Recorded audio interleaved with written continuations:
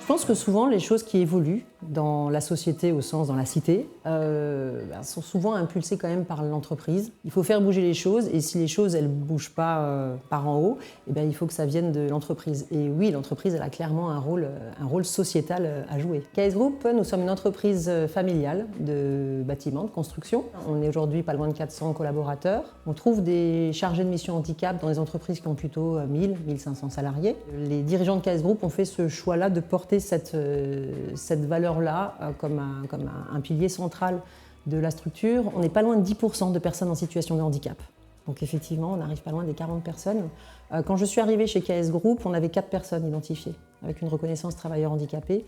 Et c'est pour ça que je souligne vraiment l'importance de ne pas chercher à faire du handicap à l'extérieur, mais vraiment d'abord de s'occuper des salariés. Et première chose du coup qui a été mise en place, c'est de faire des sensibilisations, c'est de rencontrer les salariés par groupe de 10 et expliquer ce que c'est le handicap, expliquer qu'on peut vivre avec au travail, qu'on peut mettre les moyens pour accompagner les gens. Quand je parle des moyens, et c'est important de le préciser, c'est pas uniquement l'aspect financier des choses, mais c'est les moyens humains, c'est-à-dire donner du temps aux salariés pour qu'ils puissent venir me voir, qu'on puisse se voir, se revoir, voir comment est-ce qu'on fait les choses, prendre le temps simplement des fois de discuter, juste pour débloquer une situation et faire en sorte que ça se passe mieux dans le collectif de travail. Alors concrètement, les aménagements, ça se passe comment? Alors on a des aménagements techniques où là on peut compenser avec du matériel. Je vais vous donner l'exemple dont on parle beaucoup mais qu'on n'utilise pas tant que ça, c'est l'exosquelette, le fameux exosquelette, qu'on peut utiliser dans certains corps de métier du bâtiment. Donc là, on arrive à travailler soit en prévention, c'est-à-dire qu'on a mis un aménagement en place pour une personne qui était reconnue travailleur handicapé pour des problèmes au cervical.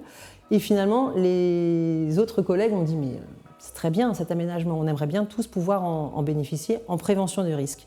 Donc l'importance aussi de partir de l'exemple d'une personne qui au début m'a dit « ah moi je ne veux pas mettre ça parce qu'on va se moquer de moi ». On va me dire que je suis stigmatisée, et finalement, le fait que cette personne donne l'exemple, ça a permis à tous les autres d'être équipés aussi dans l'équipe et de faire des petits dans les différentes filiales de chez KS. Alors moi, je suis d'accord sur le fait que ça demande plus de temps, mais des fois, si on prenait plus de temps pour n'importe quel salarié, on s'assurait que le salarié reste. L'écoute, le facteur temps, c'est ce qui est primordial, mais c'est vrai sur tous les maillons de la chaîne. Les gens, ils ont besoin qu'on les écoute en fait. Un salarié dont on prend en compte son handicap, je vais être trivial, mais du coup, il bossera mieux. Donc il restera plus productif que si finalement il était dans sa souffrance toute la journée.